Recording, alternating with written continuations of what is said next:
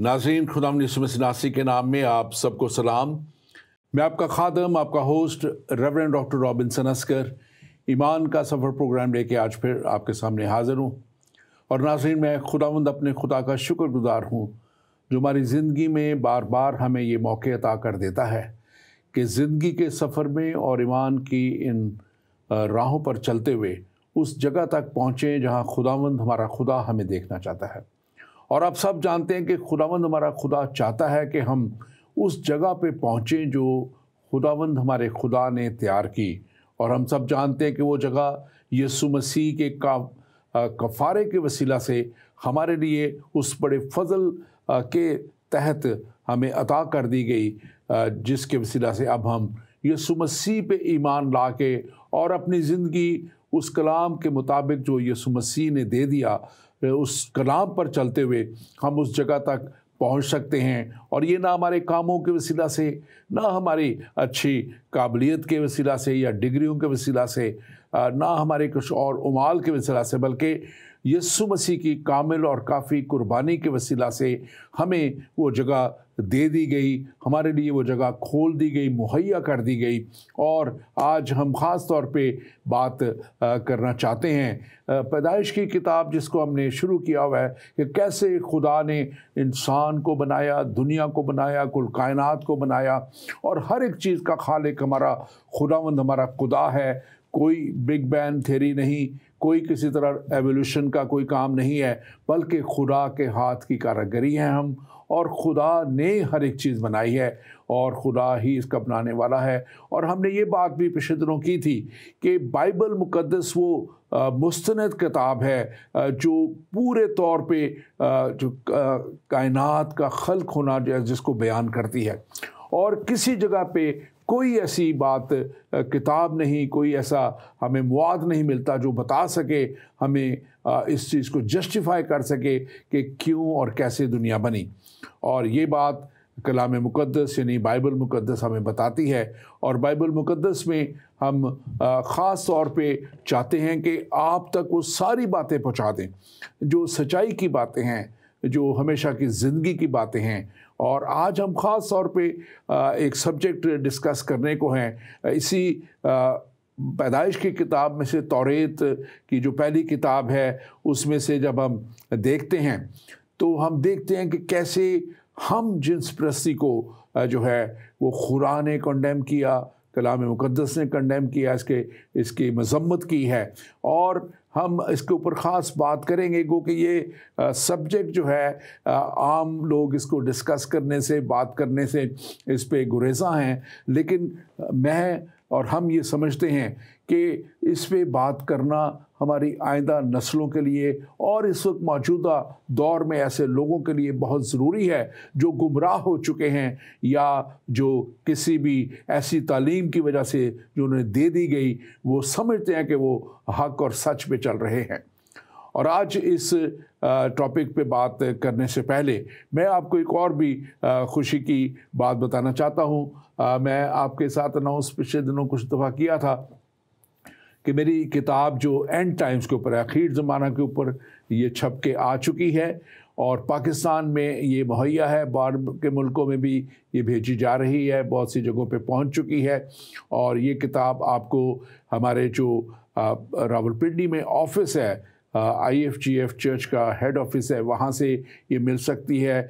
और इसके साथ साथ MIK पे भी अवेलेबल है किताब, उन तक भी पहुंचा दी गई है, वहाँ से भी आपको लाहौर से मिलेगी।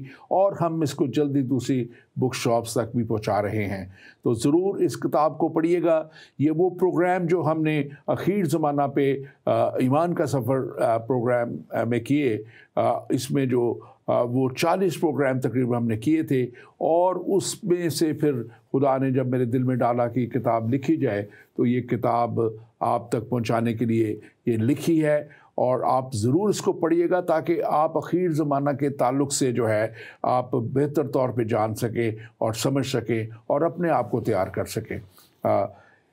दूसरी बात मैं ख़ास तौर पे ये भी करना चाहता हूँ कि आज का टॉपिक जो है, आज का जो सब्जेक्ट है, इसको हम बाइबल के ताल्लुक से बयान करेंगे, बाइबल इसके ताल्लुक से क्या कहती है, और इसको हम किसी भी तरह, ना हमारी कोई ज़ाती राय इसमें अहम है, ना कोई इसको किसी भी और बात को हम अहम समझते हैं, बल्कि हम बाइबल की बात को मुकद्दम समझते हैं कि बाइबल हमें क्या कहती है, बाइबल का खुदा जो हमारा आसमानी बाप यहोवा खुदा वो क्या कहता है, और फिर नए अहदनामे में यीशु मसीह और उसकी तालीम क्या थी, हम इस ताल्लुक से भी बात करेंगे। और आज स्टूडियो में इस पर बात करने के लिए मेरे साथ मौजूद हैं evangelist Mubashar Samson Samuel. Mubashar Samson Samuel हमारे साथ पहले भी 1-2 प्रोग्राम में आ चुके हैं और बहुत अच्छे नौजवान, खुदा उनके खादम हैं, एक अच्छा वसी बाइबल का मुशाहिदा रखते हैं, और ये अपने एक प्राइवेट बिजनेस है ये करते हैं स्पोर्टिकस के नाम से, और उसकी ओनर हैं, और ये और भी खुदा उनकी खिदमत में आगे आगे बढ़ चढ़ के हिस्सा लेते हैं।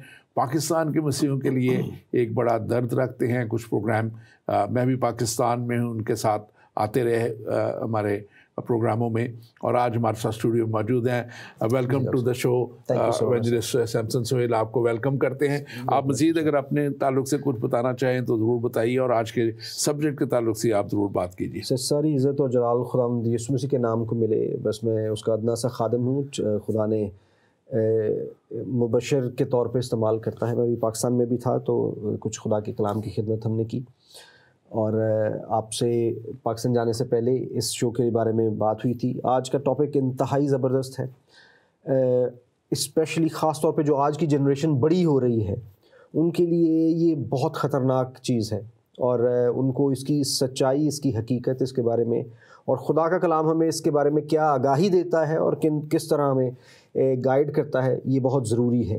तो आज हम उसको फिर जब इस टॉपिक को हम जिन्स परस्ती को लेकर जब हम खुदा के कलाम में से उसको जोड़ेंगे तो हम देखेंगे कि सदूम और अमूरा का क्या लेना देना है, और उन शहरों को जलाने का रीज़न क्या था। क्या सदूम और अमूरा खाली सिर्फ 2 शहर थे जो जलाए गए थे, या कुछ और भी हुआ था, और अगर था तो क्या बाइबल में उसके रेफरेंसेस हैं, और क्यों सोडमी जो है इंग्लैंड में इसकी फ़र्स्ट टाइम सज़ाए मौत भी करार दे दी गई 16वीं सदी में, और क्यों अब इंग्लैंड ही सबसे आगे है इस चीज़ को प्रमोट करने के लिए कि जी सॉडमी की सज़ा जो है, सज़ा क्या बल्कि उसको इनकरेज किया जाता है, ग्लोरीफाई किया जाता है। लोग फ़ख्र से ये बात बताते हैं कि जी मैं गे हूँ या मैं होमोसेक्सुअल हूँ।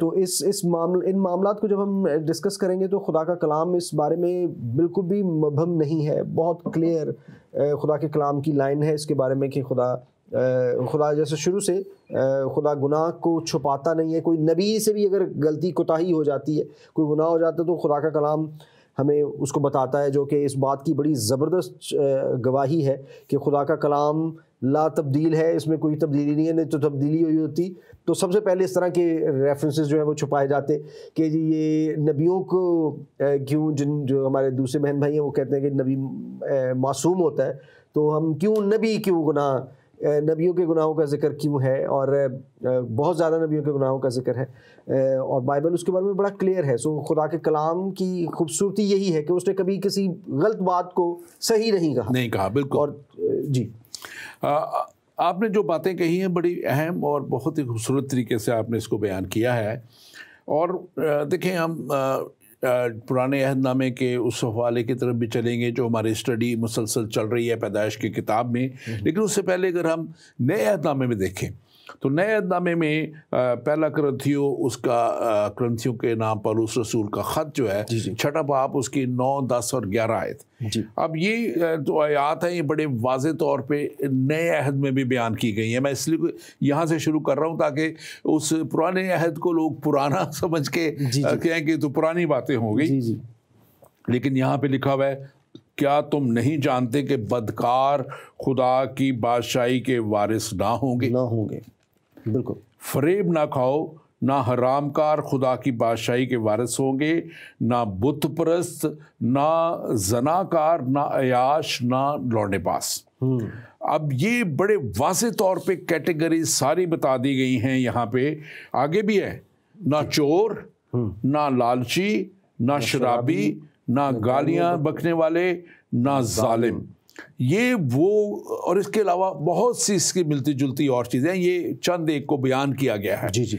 अब एक चीज़ मैं बड़े वाज़े तौर पे यहाँ पे कहना चाहता हूँ, ये एक हमें इसको क्लियर होना चाहिए कि खुदा ये नहीं चाहता कि हम इन लोगों को अब बिल्कुल लद करके मार दाड़ करके और इनको ख़त्म कर दें, बल्कि खुदा गुनाह को ख़त्म करना चाहता है। जी जी। और ये उसी तरह गुनाह है जैसे ये दूसरे गुनाह लिखे गए यहाँ पे।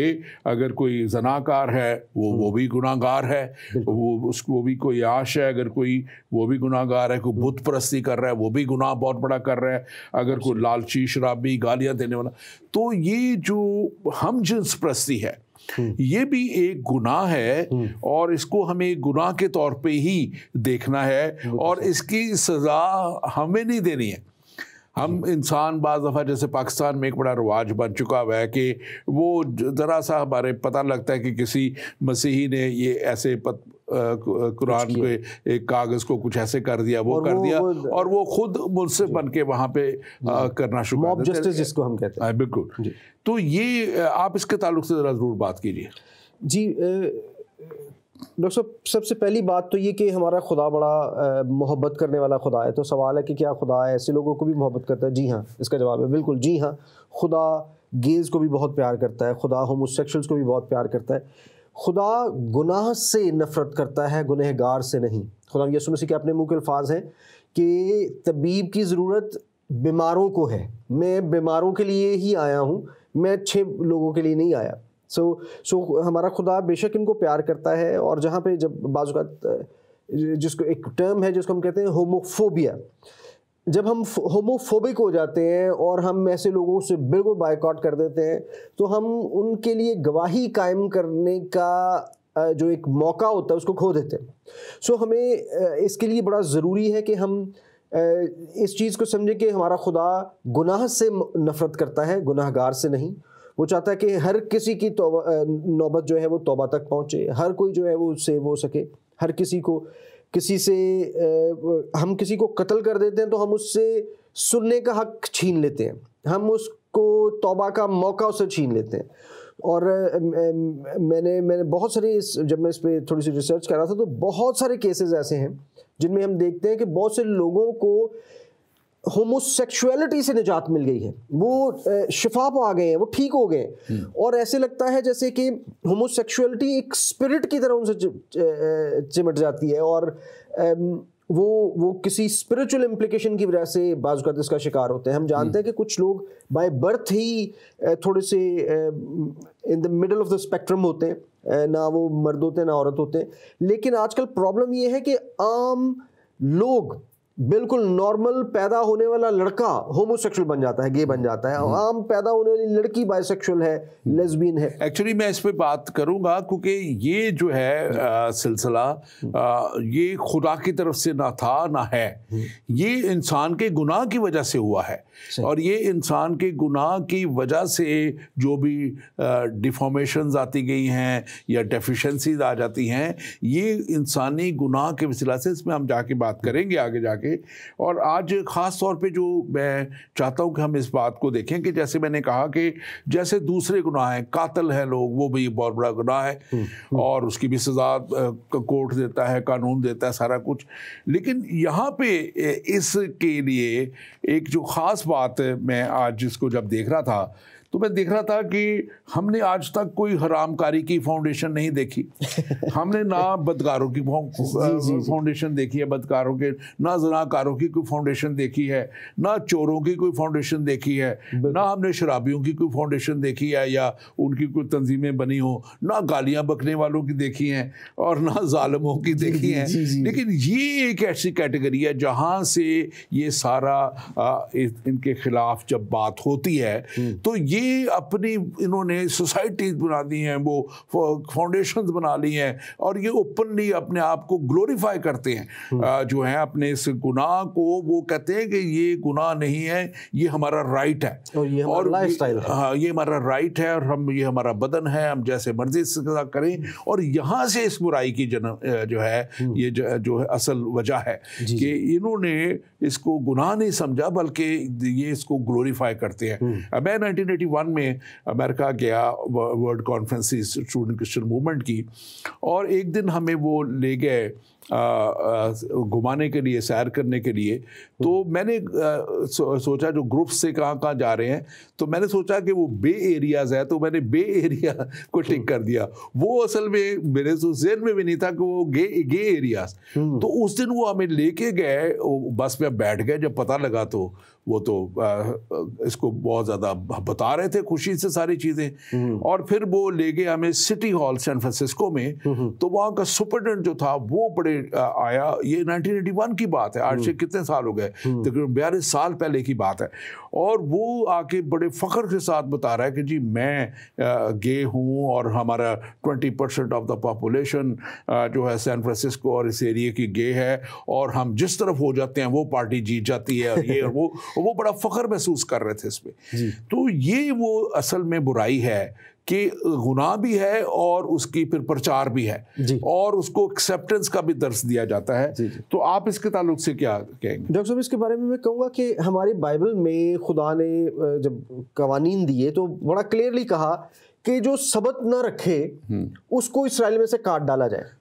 बाइबल में सिर्फ एक वाकया हमें नजर आता है जहां पे सबत तोड़ने की वजह से एक शख्स को मार दिया गया, और उसको भी जब उन्होंने लकड़ियां चुनते देखा इस्राएल के कैंप में, वो विल्डरनेस में थे जब, तो वहां पे जब उन्होंने पकड़ा तो वो मूसा के पास लेके आए, और खुदा ने मूसा से कहा कि तू इसको भी रख, मैं तुझे बताऊंगा इसके साथ क्या करना है। और फिर बाद में खुदा ने कहा कि इसको संसार कर दो। वहां पे उसका गुनाह सबत तोड़ना नहीं था, उसका गुनाह बेबाकी का गुनाह था, बेबाक तरीके से गुनाह करना था।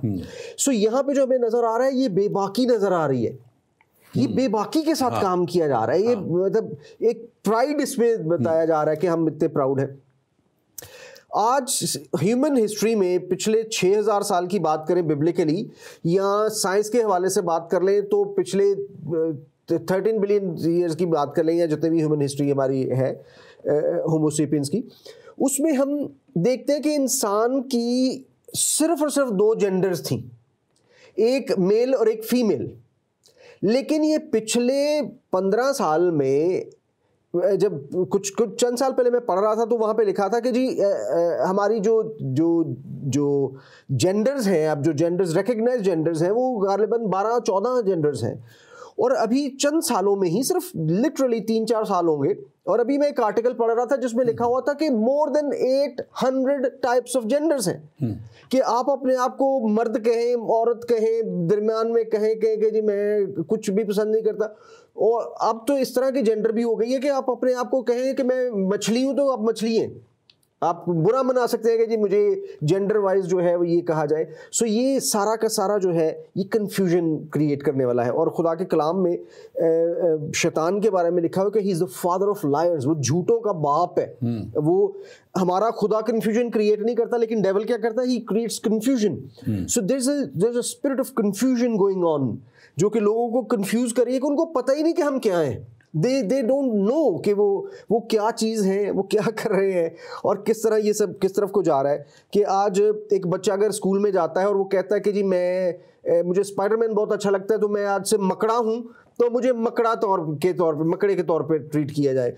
या एक बच्ची है वो स्कूल में, ये पिछले 2-3 महीने पहले की खबर है कि एक बच्ची ने स्कूल में उसकी टीचर को उससे माफ़ी मांगनी पड़ी कि वो बच्ची को जब उसने पूछा कि तुमने होमवर्क किया तो वो म्याऊं म्याऊं करना शुरू हो गई। तो उसने कहा कि तुम मुझे जवाब दो। वो उसको गुस्सा हुई, तो उसने बाद में कहा कि ये बच्ची जो है, बच्ची ने कहा कि मैं तो जेंडर वाइज बिल्ली हूँ, मुझे होमवर्क क्यों पूछ रहे हैं आप। अब इस ये कन्फ्यूजन का आलम है, इतना बेवकूफ़ाना लगता है कि आम जो जी शाऊर या अकल रखने वाला इंसान है उसको ऐसा लगता है कि मैं शायद किसी गलत जगह पे फंस गया हूँ। हाँ बिल्कुल। और ये जो आप बात कर रहे हैं दरअसल ये हमारे पाकिस्तान में, क्योंकि हमारा मेन ऑडियंस पाकिस्तान की है, ये अमेरिकन आपने बात की है, वहाँ पे वाकया ही इतना ज़्यादा ये हो चुके, ये सारी चीज़ें हो चुकी हैं कि बड़ी अजीब सी लगती हैं। हम शुक्र करते हैं कि अभी तक ये पाकिस्तानी माशरे में ऐसी बातें नहीं हैं और ये चीज़ें नहीं वहाँ पे है। अब देखिए जो मैंने बात की, अब आगे हम सब्जेक्ट आगे बढ़ते हुए ये चीज़ें जो हमने बताई कि ये गुनाह, ये हर तरह की हरामकारी, लौंडेबाजी, जनाकारी, शराबी, ये सारी चीज़ें जो हैं, मैंने बात यही की थी कि ये सब भी गुनाह, इसी तरह ये हम जिन्स परस्ती भी उसी तरह ही गुनाह है। लेकिन जो मैंने हवाला दिया था पहला कुरिन्थियों 6 बाब उसके 9, 10, 11 आयत, हमने 9 और 10 तो पढ़ी, लेकिन 11वीं आयत बहुत ही खूबसूरत आयत है और वो कहती है, और बाज तुम में से ऐसे थे भी मगर खुदावंद यीशु मसीह के नाम से और हमारे खुदावंद की रूह से धुल गए, और हमारे खुदा की रूह से धुल गए और पाक हुए और रास्तबाज भी ठहरे। They have been cleansed, they have been purified, and they have been called righteous. अब ये एक वो उम्मीद है जो खुदावंद यीशु मसीह में है, ये वो उम्मीद है जो मसीहत में है कि वो कहते हैं कि बाज तुम ऐसे थे, लेकिन क्या हुआ कि खुदावंद यीशु मसीह के नाम से, क्योंकि खुदा का पाक रूह मिल जाता है, खुदा की कुव्वत मिल जाती है, और देखा है कि उसके रूह से धुल गए, यानी कि उनके सारे गुनाह मिटा दिए गए और धो दिए गए और पाक हुए। सेंटिफिकेशन का अमल शुरू हो गया, और फिर क्या हो गया, once they were satisfied, रास्तबाज भी ठहरे, मतलब कि they were declared righteous, रास्तबाज ठहरा दिए गए। and that is the place where हम कहते हैं कि खुदा ने क्रिश्चियनिटी को इस दुनिया में यीशु मसीह का आ जाना और दुनिया के गुनाहों के लिए अपने आप को सलीब पे कुर्बान कर देना, that was the main thing, कि उसके वसीला से कितना बड़ा भी कोई गुनाहगार हो वो मसीह में आके अपने गुनाहों की रिहाई पाता है, शिफा पाता है। आगे हम बढ़ेंगे, आप इसको जरा अब हवाला पैदाइश की तरफ, आज के जो हमारी पैदाइश की किताब है उसमें 19वां बाब और 1 से 25 आयत जो है, हम इसको पढ़ेंगे नहीं, लेकिन आप इसको जरा सम अप कीजिएगा इस सारे वाकया को, जिसमें कि यहाँ पे लिखा हुआ है कि जो यहाँ पे है कि कैसे वो लूत जो इब्राहिम का भतीजा था और कैसे वो सदूम में गया था, और वो सदूम में जाने के बाद कैसे उस जगह पे कितनी बड़ी, आप जरा सारा बयान कीजिएगा उस वाकया को वहाँ। जी डॉक्टर साहब, फर्स्ट ऑफ ऑल तो ये बुक ऑफ जेनेसिस की कमाल ये है, कहते हैं मैंने इस पे 4 साल पहले कमेंट्री की फर्स्ट टाइम, और it is a wonderful book, it's a wonderful book. मैं कहता हूँ कि जेनेसिस को समझे बगैर मेरा नहीं ख्याल कि बाइबल के बेसिक कॉन्सेप्ट्स को समझा जा सकता है, और बाइबल में मौजूद हर कॉन्सेप्ट का वजूद जो है, शुरुआत जो है वो जेनेसिस से होती है। इसकी खूबसूरत बात ये कि हर सफ़े पे आपको यीशु मिल जाते हैं, हर सफ़े पे। और ये ख़ास तौर पे स्टोरी जो है जब फरिश्ते लूत को मिलने आते हैं या बाप इब्राहिम को मिलने आते हैं, तो this is also known as theophany, जहाँ पे खुदा खुद ज़मीन पे आया है फरिश्ते की शक्ल में और मिलता है। हम इसको देखते हैं कि हमें पता चलता है कि वो 3 लोग थे जब बाप इब्राहिम के पास जो पहुँचे थे, उनमें से 2 जो हैं वो लिखा है कि वो सदूम और अमूरा की तरफ चल पड़े। एक जो थे वो खुद, फिर लिखा है कि बाप इब्राहिम जो थे वो खुदा के हुजूर खड़े हो गए। 18वें बाब की 22वें में लिखा, सो वो मर्द वहाँ से मुड़े और सदूम की तरफ चले, और इब्राहिम खुदा के हुजूर खड़ा ही रहा। इसका मतलब है कि 2 मर्द जो है वो सदूम चले गए, ये दोनों वहाँ पे पहुँच गए। इन्होंने जब वहाँ पे जाके उनका मकसद क्या था, यहाँ पे खुदा निगोशिएशन कर रहा है, खुदा ने निगोशिएट किया, बल्कि बाप इब्राहिम ने खुदा के साथ निगोशिएट किया। और आप देखिए कि उन्होंने 50 से शुरू करके 10 पे ला के ख़त्म किया, और 5 दफ़ा खुदा से बाप इब्राहिम ने निगोशिएट करने की इजाज़त मांगी। बड़ा तरले ले के जिन्होंने कहते हैं ना कि 50 से शुरू किया, और खुदा से कहा कि खुदा अगर वहाँ 5 अगर ना कम हुए, 50 में से, तो तू मार देगा उनको? कहते हैं मैं 45 की खातिर छोड़ दूंगा। फिर 40 पे आ जाते हैं, फिर 30 पे, फिर 20 पे। लेकिन 10 पे आके बाप अब्राहम ज़्यादा नहीं उनको निगोशिएट करते। उसका रीज़न पता क्या था? हम अक्सर, ये बहुत कॉमनली मिसअंडरस्टूड बात है, हमें ये समझा जाता है कि खुदा ने सिर्फ सदूम और अमूरा को जलाया था। बाय द वे डॉक्टर साहब, मैं जून में मुझे इसराइल जाने का इत्तेफाक हुआ। बड़ा ही खूबसूरत लैंड है, आजकल जंग भी चल रही है, सो हम बनी इसराइल के लिए, खुदा के लोग के लिए, खुदा के शहर के लिए, उसकी पनाह के लिए दुआ भी करते हैं और दुआ करते हैं कि ये जो सफरिंग है फ़लस्तीन की साइड पे भी, इसराइल की साइड पे जल्दी ख़त्म हो। This is very very terrible. हम सदूम और अमूरा के एक्चुअल सिटीज़ को विजिट करके आए। We went there, these are known as the cities of the plain. ये दरियाए जो समंदर है, जिसे डेड सी कहते हैं, दरियाए मुर्दार भी उसको कहते हैं, वहाँ पे ये सिटीज़ मौजूद हैं। और आप यकीन मानिए कि ये शहर बिल्कुल खुदा के कलाम के मुताबिक आज भी वैसे ही पड़े हैं। एक ब्लेड ऑफ ग्रास आपको नहीं नजर आएगा, घास की एक पत्ती तक वहाँ पे नहीं उगती, और वो बिल्कुल सुनसान पड़े हुए हैं हमारे। और जो आग के गंधक खुदा ने आसमान से बरसाई थी, वो आज भी बहुत से आर्कियोलॉजिस्ट जो हैं वो जहाँ पे जाके ढूंढते हैं। और रीज़न क्या था? सोडोमी। और ये सारे के सारे हम जिन परस्ती में मुब्तला थे, एक शहर नहीं, दो नहीं, सदूम और अबूरा नहीं, इसके इर्द गिर्द के जितने थे, क्योंकि इवन जब लूत वहाँ से निकलता है और खुदा के फरिश्तों से कहते हैं पहाड़ पे जा, तो वो कहता है कि मैं ऊपर तक नहीं जा सकता, मुझे ये साथ। वो छोटा शहर था लेकिन बदी उसमें भी थी, सुगरा में भी थी, और वो सारा। तो आपने बड़े दुरुस्त इसको फरमाया। अब थोड़ा सा इसको यूँ बताइएगा कि ये जो 10 की फिगर की आप बात कर रहे थे, ये क्या थी? सर 10 का क्यों बाप इब्राहिम जो कि खुदा के सामने खड़े हो गए हैं, 10 के आगे आके खड़े हो गए, 10 के आगे खुदा, बाप इब्राहिम ने भी कोशिश नहीं की। उसका एक बड़ा स्पेसिफिक रीजन था। खुदा वहां पे जो सिटीज ऑफ द प्लेन थे, उन 5 शहरों को तबाह करने आया था। अब 5 शहरों के नाम आपको पहली बात है जेनेसिस 14 में मिल जाते हैं, 5 शहरों के नाम। फिर हमें यहाँ पे भी मिल जाते हैं, फिर उसके बाद हमें इस्तिश्ना भी मिल जाते हैं। वहां पे लिखा हुआ है कि खुदा ने सुगरा को छोड़ दिया लूत की वजह से। 4 शहरों को खुदा ने तबाह किया। उन 4 का नाम है सदूम, अमूरा, अदमा और ज़बोईम। ये 4 शहर हैं। इन 4 का अगर आप देखना चाहें तो इस्तिस्ना 29-23 में इसका रेफरेंस भी हमें मिलता है, लिखा है। ये भी देखेंगे कि सारा मुल्क गोया गंधक और नमक बना पड़ा है, ऐसा जल गया कि उसमें ना तो कुछ बोया जाता है, ना पैदा होता है, ना किसी किस्म की घास उगती है। और वो सदूम और अमूरा और अदमा और ज़बोईम की तरह उजड़ गया। सो खुदा ने 4 शहर उजाड़ दिए, 5वां लूत की वजह से छोड़ दिया। सो 10 का जो नंबर है, क्योंकि गवाही कायम करने के लिए 2 बंदे चाहिए होते हैं। खुदा का वहां पे बाप इब्राहिम को पता था कि एक शहर को बचाने से 2 बंदे थे रास्तबाज होने एक शहर से। फिर वो इसलिए खुदा बाप इब्राहिम 10 से नीचे नहीं आए, और 10 का नंबर 5 शहरों की। ये खास तौर पे हम इसको यूं भी देखते हैं कि खुदा ने जितनी वो रहमत कर सकता था वो कर दिखाई, कि 10 तक भी 10 बंदों की खातिर भी वो पूरे शहर को बख्शने के लिए तैयार था। और ये खुदा की बड़ी रहमत को ये चीज़ बयान करती है। हमारे पास एक सवाल है, फिर हम आगे ले लेते हैं। क्या पाक कलाम के मुताबिक हम जिन्स परस्त लोग बुरे हैं? तो भाई बात लोगों की नहीं है, बात उनके अमल की है, बात उस काम की है।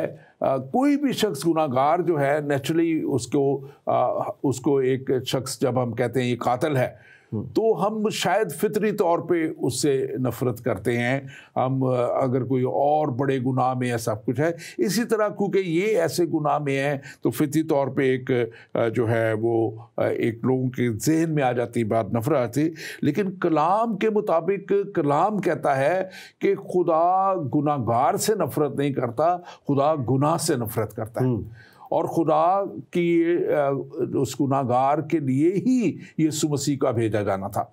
अगर खुदा गुनाहगार लोगों से नफ़रत करता होता तो यीशु मसीह को ना भेजता। वो खुदा गुनाह से जो है नफ़रत करता है। और कलाम मुक़द्दस में लिखा है, यीशु मसीह ने खुद कहा था, अगर आप देखें मत्ती की इंजील 5वां बाब, तो लिखा है कि पाक लोग ही खुदा को देखेंगे। और ये आगे जाके मैं इसको बयान करूँगा कि कलाम मुक़द्दस में और जगह भी आया कि पाक लोग के जो है वही खुदा को देखेंगे। तो जो आपने सवाल किया कि कलाम के मतलब हम जिस पर लोग बुरे हैं, गुनाह जो जिन्स परस्ती का गुनाह जो है ये बुरा है, ये बुराई है, और जो कोई भी करता है उसको निजात इससे हासिल करना चाहिए है। और यीशु मसीह ही वो रास्ता है जो, क्योंकि उस यीशु मसीह को कबूल करने से खुदा का पाक रूह मिल जाता है, और खुदा का पाक रूह आपको कायल कर देता है कि आप दोबारा इस गुनाह में ना पड़ें। सैमसन ज़रा आप थोड़ा सा मुझे बयान कीजिएगा। अब एक तो हमने ये वाला देख लिया, ये किस्सा जो यहाँ पे है, जी। पैदाइश की किताब में ये लिखा हुआ है और कैसे ये सारा हुआ, और उसके बाद खुदा के फरिश्तों ने लूत को और उसके घराने को निकाला वहाँ से, और वहाँ से निकाला और फिर आग और गंधक की चीज़ों को तबाह किया।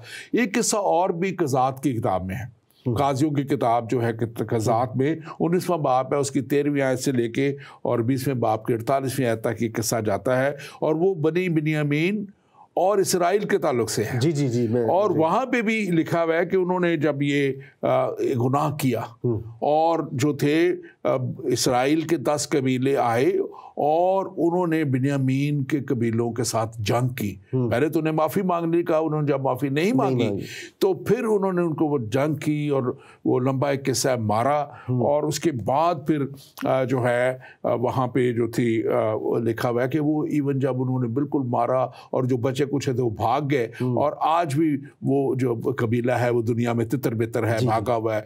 कुछ कहते हैं अफगानिस्तान में भी हैं, कुछ और जगहों पे भी हैं, इराक में भी हैं, और जगहों पे भी हैं।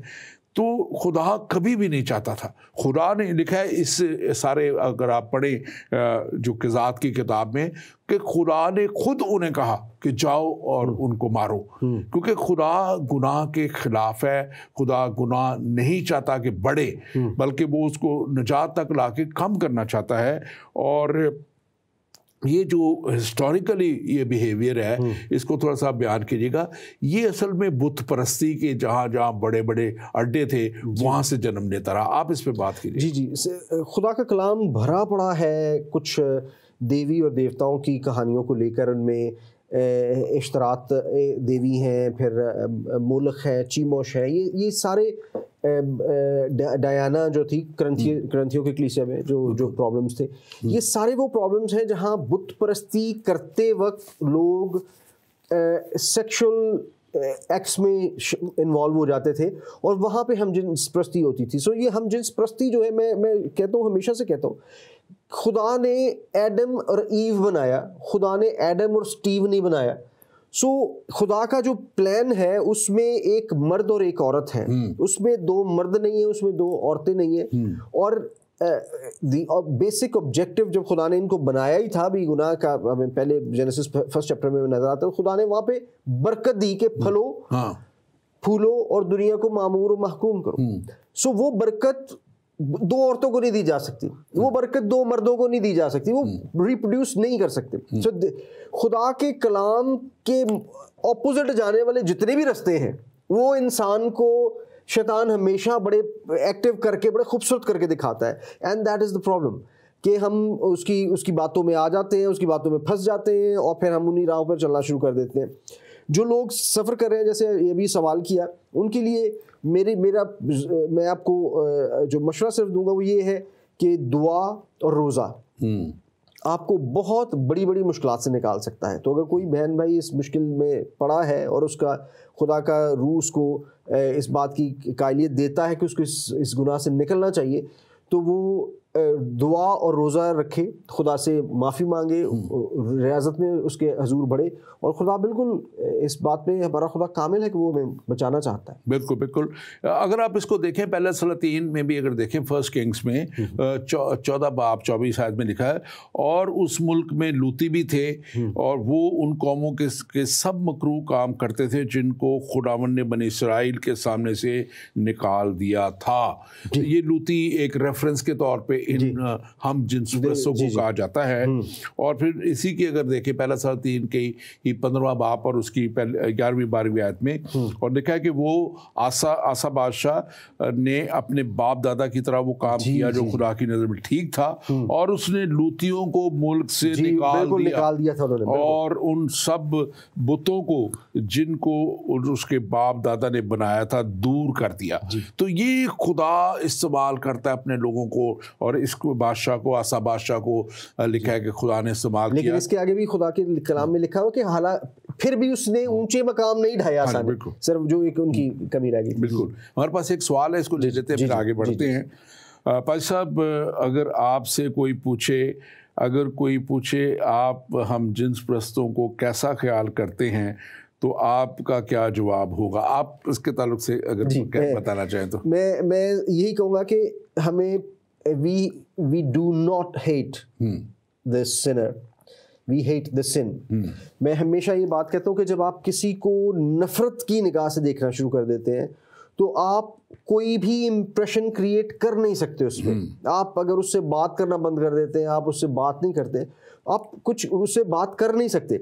So the first thing is that कि आप उससे बात करें।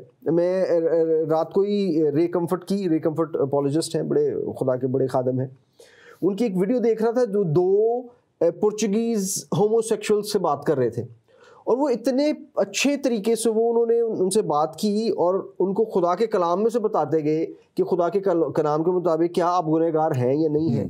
तो वो इस हद तक पहुंच गए कि वो उन्होंने पूछना शुरू किया कि अब हमें क्या करना चाहिए, हमें क्या करना चाहिए। तो उन्होंने उन्हें बताया कि खुदा के कलाम की तरफ मुड़े, खुदा के कलाम को देखें, उसको पढ़ें, उसको समझें और खुदा से माफ़ी मांगे, और वो कादिर है आपको शिफा देने में। ये एक बीमारी के तौर पे है। और जैसे वैसे खुदा के कलाम में लिखा है कि हमारी जंग जो है वो खून और गोश्त की है ही नहीं, हमारी रूहानी जंग है, ये स्पिरिचुअल मामलात हैं। और ये भी जो दुनिया में हो रहा है, I don't believe for a second कि होमोसेक्सुअलिटी 6000 साल से एग्जिस्ट करती है और इतनी छुपी बैठी थी, और अभी पिछले सिर्फ 15 साल में इतना अरूज मिल जाए कि व्हाइट हाउस उन्होंने रेनबो कलर में कर दिया। यहाँ पे जो प्राइम मिनिस्टर है वो नारे मारते हैं, जस्टिन ट्रूडो साहब उधर नारे मारते हैं। एक्चुअली यही वो बात है जो इनको जब हम कहते हैं ना कि ये दूसरे गुनाह सारे हैं, और जो मैंने पहले बात की थी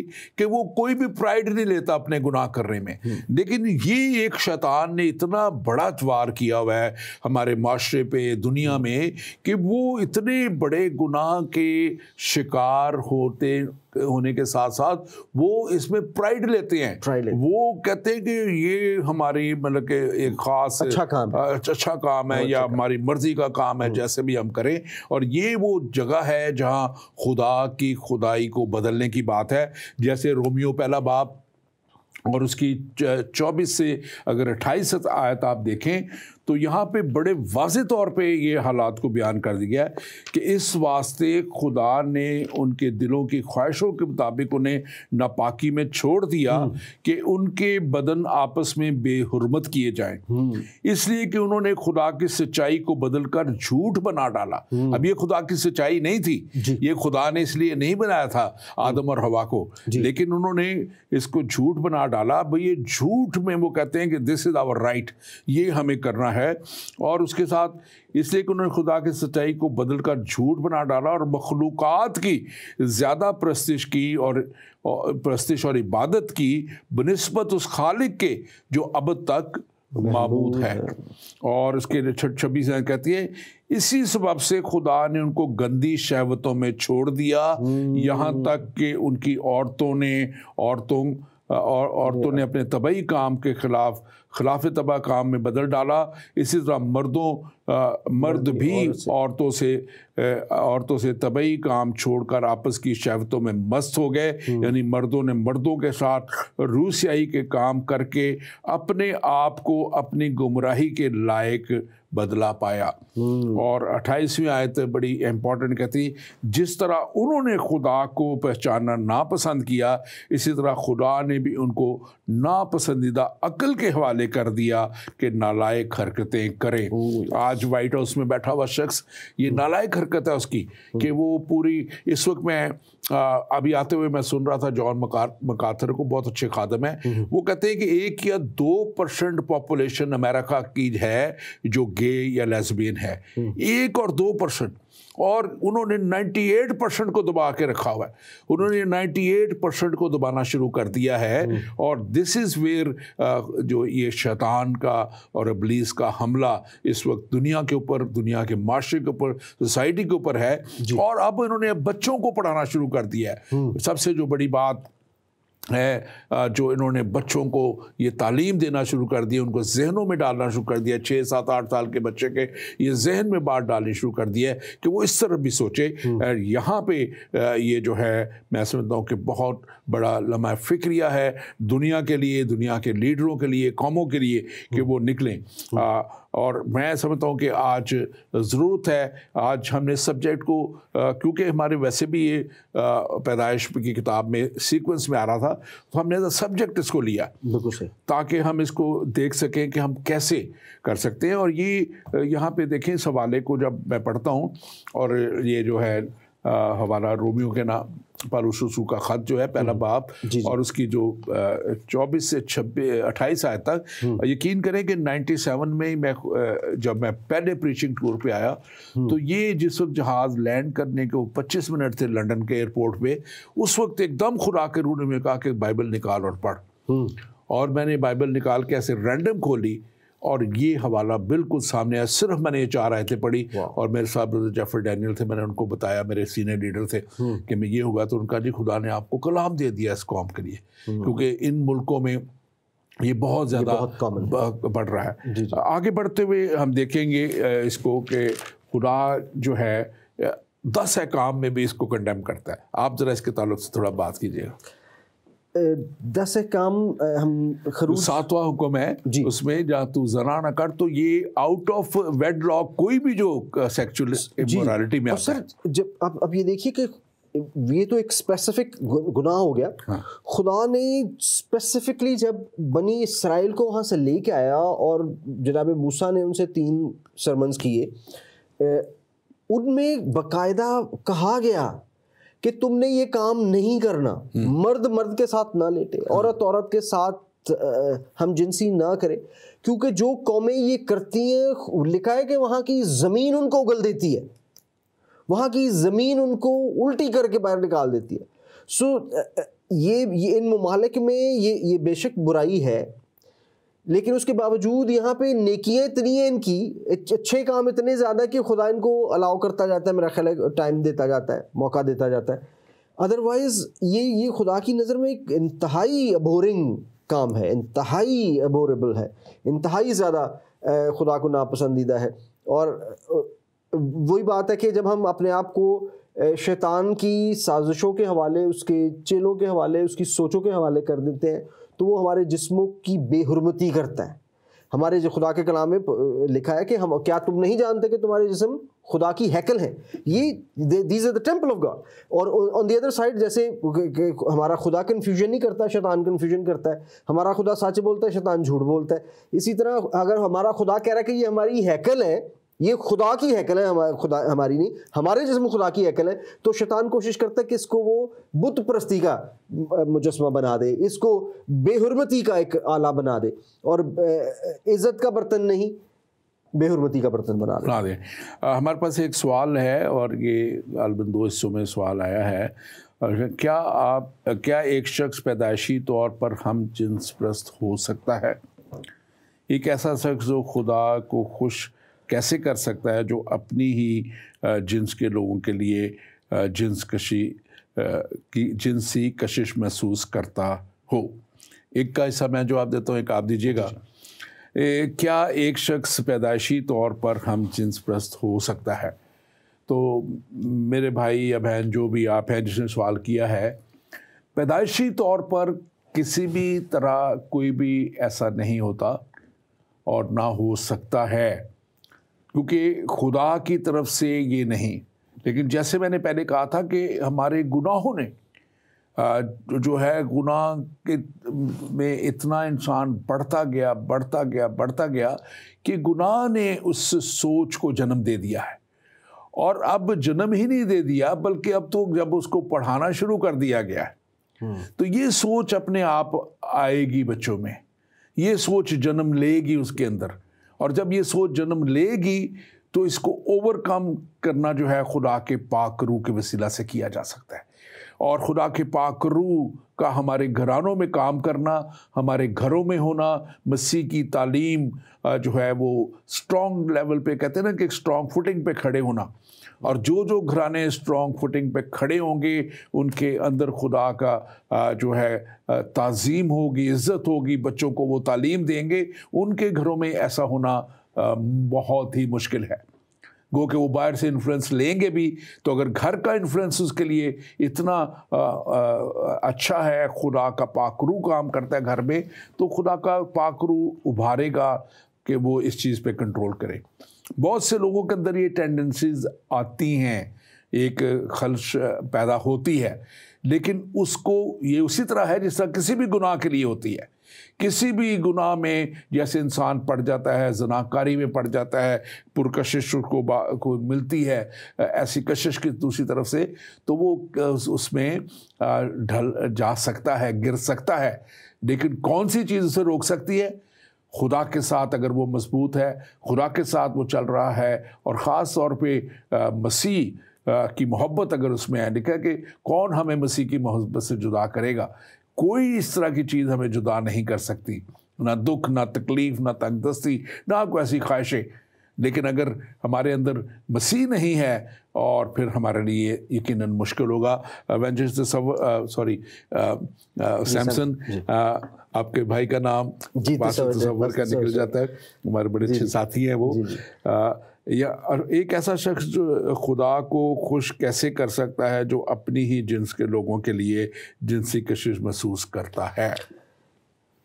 वैसे मेरा ख्याल है कि इस सवाल को थोड़ा हम इनसेंसिटिविटी से भी बाज़ का डील कर देते हैं। कुछ लोगों के लिए this is a real issue, लेकिन आपने बड़ा ज़बरदस्त सवाल का पहले हिस्से का बड़ा ज़बरदस्त जवाब दिया। उसी से थोड़ा सा हिस्सा लूँगा, फिर उसको एक्सटेंड करता हूँ। एक बच्चा जब पैदा होता है तो वो उसको सेक्सुअली किसी की तरफ भी अट्रैक्टेड नहीं होता। इसी तरह जब वो बड़ा होता है, 9-10 साल का भी होता है, तो वो किसी की तरफ अट्रैक्टेड नहीं होता जब तक कि उसके दिमाग में ये बातें डाली नहीं जाती। जो लोग मेरा ख्याल है ये कहना चाह रहे हैं कि जो थोड़े दरमियान में रह गए हैं बेचारे, जिनको ना वो मेल है ना फीमेल है, वो मेल है तो फीमेल मेल्स की तरफ ज़्यादा अट्रैक्टेड होता है, फीमेल है तो वो तो देखिए वो तो एक डिफरेंट हो गया ना। हम तो बात कर रहे हैं जो इस सेक्स करने के काबिल हैं, उनकी बात कर रहे हैं। लेकिन हम जिन्सपसी की बात कर रहे हैं, गेज की बात कर रहे हैं, लेस्बियन की बात कर रहे हैं, मेल आदमी के साथ, औरत के साथ, हम तो उनकी बात कर रहे हैं। जी। सो बात वही है कि हम जब अपने आप को, जैसे आपने कहा कि खुदा के रूह में अगर हम अपने आप को छुपा के रखते हैं, खुदा के कलाम से अपने आप को फीड करते रहते हैं, तो हम भरे हुए हैं, हम बर्तन हैं ना, एक घड़े की तरह हैं। हमारे अंदर अगर खुदा का कलाम रहेगा, खुदा का पाक रूह अंदर रहेगा, उसका मसा, उसका तेल रहेगा, तो वो किसी चीज़ से भर नहीं सकता। लेकिन जब वो खाली होता जाता है बर्तन, और जब खाली जगह होती है तो वो बहुत सारी चीज़ों से भर जाती है। ये हम फिर यही होता है कि जो हम ऐसी स्पिरिट्स से बाज़ का ट्रैप हो जाते हैं, बहुत सारे ऐसे मामलात से, बहुत सारी ऐसी इन्फ्लुएंसेस से ट्रैप हो जाते हैं जो कि हमारे लिए फ़ायदेमंद नहीं है। और मैं ये कहूँगा कि कोई भी शख्स जो इस चीज़ से सफ़र करता है, स्ट्रगल करता है, दुआ और रोज़ा उसके लिए बेहतरीन हथियार है। बिल्कुल बेहतरीन हथियार है। और बिल्कुल इस और एक ख़ास बात इसमें जो मैं बात कर रहा था कि वो जॉन मैकार्थर बात कर रहे थे, वेरी वेरी ज़बरदस्त खुदा के खादम हैं पास्टर जॉन मैकार्थर, तो वो यही बयान कर रहे थे कि सिर्फ ये 1 या 2% जो हैं, अब ये 98% पे हावी होना चाह रहे हैं। और ये इसी तरह हावी हो रहे हैं कि इन्होंने स्कूलों में, दूसरी जगहों में इसकी इतनी ओपन तालीम कर दी है, और इसको इतना जलाल देना शुरू कर दिया दूसरे लफ्ज़ों में कि ये शायद वो बहुत बड़ा कोई कारनामा कर रहे हैं, जबकि ये बहुत बड़ा गुनाह है जिसको आम लफ्ज़ों में गुनाह कबीरा हमारे मुसलमान भाई कहते हैं, बड़ा गुनाह कहते हैं। और ये ऐसा गुनाह नहीं है जो किसी भी वजह से जो ये गुनाह करने वाला जो है वो बच ना सके। जो मैंने अभी आयत पढ़ी थी आपके सामने कि बहुत से हम अब इस प्रोग्राम के वसीला से हम लोगों को ये उम्मीद भी देना चाहते हैं। आप जो आज सुन रहे हैं शायद आप में से कुछ लोग ऐसे हों जो आज इस बात को जानना भी चाहते हों कि बाइबल मुकद्दस में एक बड़ी उम्मीद मौजूद है। और ये ग्रंथों के नाम पर रसूल का ख़त जो मैंने पढ़ा था 6 बाब 11वीं आयत आप ज़रूर पढ़िएगा। और वहाँ पे लिखा हुआ है, और बाज़ तुम में से ऐसे ही थे भी, मगर तुम खुदावन यीशु मसीह के नाम से और हमारे खुदा की रूह से धुल गए और पाक हुए और रास्तबाज भी ठहरे। सिर्फ बच नहीं गए बल्कि पाक होकर रास्तबाज ठहराए गए। और आज आप अगर कोई भी ऐसा शख्स सुन रहा है तो उसके लिए ये बहुत बड़ा मौका है कि यीशु मसीह के पास आए, यीशु मसीह को अपना निजात दहिंदा कबूल करे, और फिर खुदा का पाक रूह आपको ये जोर देगा, कुव्वत देगा। और फिर जो मैं बात कर रहा था पास्टर जॉन मकार्थर की, एवेंजलिस्ट सैमसन साहब, वो कहते हैं कि अब इससे इतनी बड़ी बड़ी मोहलक जो बीमारियां हैं लाइक HIV और कैंसर जो है कैपेसिटी सरोकेसी का कैंसर है, और इसके साथ साथ वर्नल डिजीज़ हैं वो होती हैं। और कहते हैं कि अमेरिका में जो लाइफ एक्सपेक्टेंसी है वो एवरेज जो है वो 79 ईयर्स है। और आप जानते हैं कि इन लोगों की कितनी है? मेरा ख्याल है कि 39। वाह, 39। ये स्टैटिस्टिक्स ऑफिशियल स्टैटिस्टिक है, किसी चर्च की स्टैटिस्टिक्स नहीं है, गवर्नमेंट की स्टैटिस्टिक्स है। वो बात कर रहे थे, अदादोशुमार से वो बात कर रहे थे कि ऐसे लोग जो इस गुनाह में हैं उनकी, क्योंकि वो एड्स में और दूसरी बीमारियों में पड़ जाते हैं, और उनकी जो एवरेज एज है वो 39 है, जबकि एक आम अमेरिकन की एवरेज एज 79 है। तो कितनी एक बल्कि ये मैं समझता हूँ कि सोचने की भी बात है कि आपकी ज़िंदगी किस तरह तबाह हो रही है, बर्बाद हो रही है, बीमारियों का शिकार हो रही है। और इसके साथ साथ जो गुड न्यूज़ है वो हमने अभी बताई है। आप थोड़ा सा ये बयान कीजिए कि इस वक्त जो माशरे में ये ख़ास तौर पे इस तरह की मुहिम और LGBTQ और दूसरे निकले हुए हैं, ये आप कैसे हमारे माशरे को काउंटर करना चाहिए? क्योंकि ये हमारे पाकिस्तान का भी इतना बड़ा इशू नहीं है, लेकिन ओवर द वर्ल्ड ये चल रहा है, तो ऐसा ऐसा पहुँचेगा वहाँ भी। जी जी, ये हालांकि वहाँ भी ये चीज़ें सब है, बहुत है, मदरसों में है, दूसरी जगहों पे है, बहुत ज़्यादा होमोसेक्सुअलिटी बहुत ज़्यादा है। और अभी शायद कुछ आने वाले सालों में बहुत स्पीड से बढ़ जाएगा। पाकिस्तान में आज भी अगर आप देखें कि सोशल मीडिया इन्फ्लुएंसर्स जो हैं उनमें से आधे से ज़्यादा लोग होमोसेक्सुअल्स हैं, और वो बहुत ज़्यादा फॉलोअर्स हैं उनके, वो करते हैं। सो ये वहाँ पे भी पहुँच जाएगा, बल्कि पहुँच चुका है, लेकिन अभी उतना ग्लोरीफाइड नहीं है जितना इन मुल्कों में है। सो ये एक बीमारी है, एक स्पिरिचुअल अटैक है, एक इस तरह का कुछ मामला चल रहा है कि जिसमें हम और आपने बड़ी ज़बरदस्त बात की, स्टेटिस्टिक्स की बात की। अमेरिकन्स लव देयर स्टेटिस्टिक्स, और उनकी जो स्टेटिस्टिक्स है वो बिल्कुल ठीक होती है। उन्होंने तो इवन उनके फुटबॉलर्स के ये भी रखा होता है कि पिछली दफ़ा इसने इतनी फुट से गोल किया था, तो उनकी स्टेटिस्टिक्स बड़ी काबिले भरोसा है। सो ये कि हमने अपने जिस्मों को शहवत परस्ती के लिए जब दे दिया, तो खुदा हमारी ज़िंदगी को कहता है कि इज़्ज़त, दौलत और हयात खुदा के खौफ और फरोतनी का अजर है। कि जब हम खुदा का खौफ नहीं है, जब हम खुदा के कलाम पे चलते नहीं हैं, तो फिर शहवत परस्ती में पड़ जाते हैं, तो फिर हमारी ज़िंदगियां भी शॉर्ट हो जाती हैं, हम मुश्किलों में भी चले जाते हैं, परेशानियों में भी जाते हैं, और इन सारी मुश्किलों का सामना हमें फिर अपने जिस्म का और अपने जिस्मानी नुकसान करके, अपना रूहानी नुकसान करके उठाना पड़ता है। तो अभी हम खुदा से दुआ कर सकते हैं। पाकिस्तान में ऑलरेडी और बहुत सारे मसाइल हैं, ये भी आ जाएंगे तो और ज़्यादा परेशानी बनेगी, लेकिन हम दुआ कर सकते हैं कि ये ना जाएं, और पाकिस्तान में जितना ज़्यादा हम बच सकते हैं उतना बेहतर है।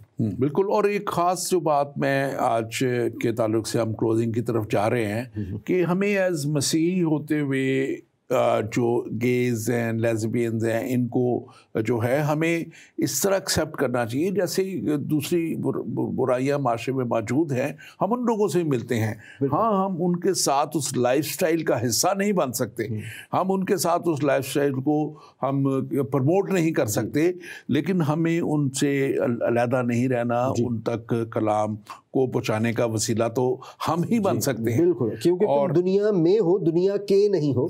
सो हमें खुदा का कलाम उनके तक हमें ही पहुँचाना है। आप फाइनली इसको कैसे वाइंड अप करेंगे? हमारे पास आखिरी 2 मिनट है। सर, मैं यही कहूँगा कि हमें खुदा से ख़ास तौर पे दुआ करनी चाहिए अपने चर्च लीडर्स के लिए, क्योंकि हम बाज़ वक़्त थोड़ा होमोफोबिक हो जाते हैं और हम लोगों से बात नहीं करते, और हमें कोशिश करनी चाहिए कि हम अपने चर्च में अगर कोई है तो अगर वो नहीं खुदा के हुजूर दुआ कर रहा तो हमें दुआ करनी चाहिए। हमें उसके लिए खलूस दिल से दुआ करनी चाहिए कि खुदा इनको इन मुश्किलात से निकाले और खुदा अपने नाम की पहचान दे।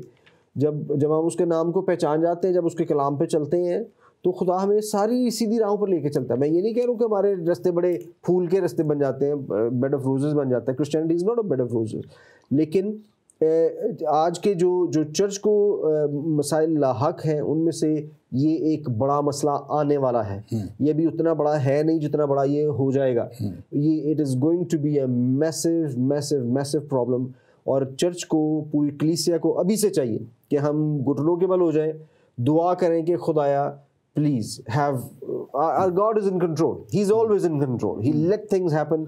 लेकिन हम अपने अजीज़ों के लिए, अपने बहन भाई, अपने बच्चों के लिए दुआ करें खुदा से कि खुदाया मेरे बच्चे, मेरे बच्चों के बच्चे, मेरे बच्चों के बच्चों के बच्चों के बच्चे 7 नस्लों तक इस बीमारी में न जाए, जब तक कि तू वापस ना आ जाए। Thank you very much. आपने बड़ी खूबसूरत बातें हमें बयान की, बताई अपने नाज़रीन के लिए भी। खुदा आपको बरकत दे। और नाज़रीन, ये आज का जो सब्जेक्ट, हमारा टॉपिक, हमने जब ये देखा और इसको जब हम देखते हैं, पैदाइश की किताब में से 19वां बाब है ये, और कैसे हम देखते हैं कि वहाँ लूत उस शहर में जा बसा था जहाँ पे ये बुराई थी, और वो बुराई को देखते हुए, जानते हुए, पहचानते हुए वहाँ से नहीं निकल रहा था। लेकिन इब्राहिम की वजह से खुदा ने अपने बंदा को और उसके घराने को वहाँ से निकाला, और लिखा है कि उसने फरिश्ते वहाँ भेज दिए। और अगर आज आप इब्राहिम की तरह दुआ करने वाले, अपने घराने को बचाने वाले आप खड़े हो जाएं और अपने घराने के लिए आप दुआ, जैसे भी हमारे साथ मुबशर सैमसन ने कहा कि हमें उस दुआया माहौल को बनाना है और दुआया घराना हमने बनना है, ताकि हमारी नस्लें बच जाएँ, हमारे आने वाले बच्चे बच जाएँ, और हमें उन्हें उस तौर पे तालीम देनी है। और हम देखते हैं कि कैसे वो वहाँ से निकले, लेकिन वो फिर भी करीबी शहर, जो सैटेलाइट शहर, करीबी छोटा शहर था, वो उसमें चला गया, सिगर में चला गया, और वहाँ पे जाके उसने रहना पसंद कर लिया, और वहाँ पे भी वो गुनाह मौजूद था, और इसीलिए फिर बाद में वहाँ से वो निकला और निकल के वो पहाड़ों की तरफ चला गया।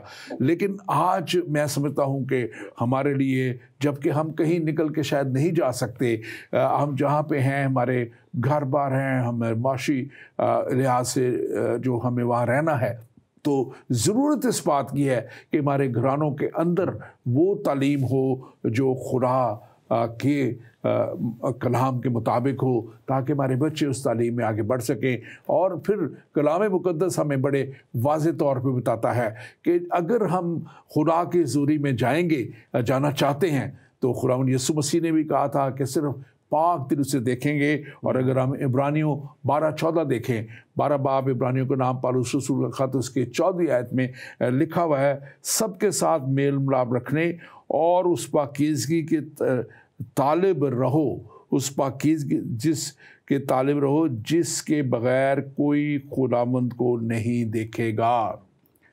पाकीज़गी के बग़ैर नापाकी किसी तौर पे भी आपको खुदा के करीब नहीं जाने देगी। नाराज़गी किसी भी तरीके से आपको खुदा का दीदार नहीं करने देगी। पाक दिल उसे देखेंगे। और अभी हमने ये पढ़ा है कि सबके साथ मेल मिलाप रखना हमें है, लेकिन हमें उन जैसा नहीं बनना है, और हमें पाक रहना है और पाकीज़गी के तालिब रहना है। और जब हम पाकीज़गी के तालिब रहेंगे तो फिर खुदा ज़रूर हमें उस जगह तक लेके जाएगा जिसके लिए मैं शुरू में कहा था कि खुदावंद ने हमारे लिए वो जगह तैयार की है। और खुदावंद चाहता है कि हर एक शख्स जिसको उसने बनाया, चाहे वो किसी भी गुनाह में है, चाहे वो किसी भी बड़े जो गुनाह गलती करता है, चाहे वो हम जिन्स प्रस्ती की गलती ही क्यों ना हो, गुनाह क्यों ना हो, खुदा उसको भी मुआफ़ करने की कुदरत रखता है, खुदा उसको भी मुआफ़ करना चाहता है। इसीलिए खुदावंद हमारे खुदा ने यीशु मसीह को भेजा था ताकि जो कोई उस पर ईमान लाए हलाक ना हो बल्कि हमेशा की जिंदगी पाए। जो कोई में हम जिस प्रस्त भी शामिल हैं, जो कोई में हर तरह का कातिल, हर तरह का डाकू, हर तरह का गुनाहगार शामिल है, ताकि जो कोई भी उस पर ईमान लाए हलाक ना हो बल्कि हमेशा की ज़िंदगी पाए। क्या आप हमेशा की ज़िंदगी पाना चाहते हैं? क्या आप हमेशा की ज़िंदगी के वारिस बनना चाहते हैं? और क्या आप चाहते हैं कि आपकी आइंदा नस्लें भी हमेशा की ज़िंदगी में शामिल हो? खुदा का ये वादा है कि वो ईमानदार की नस्ल को 1000 पुश्त तक बरकत देगा। क्या आप ईमानदारी में आगे बढ़ना चाहते हैं? खुदावंद के साथ जुड़े रहें और उसके कलाम को पढ़ते रहें और कलाम के मुताबिक ज़िंदगी बसर करते रहें। खुदावंद आपके साथ हो। आमीन।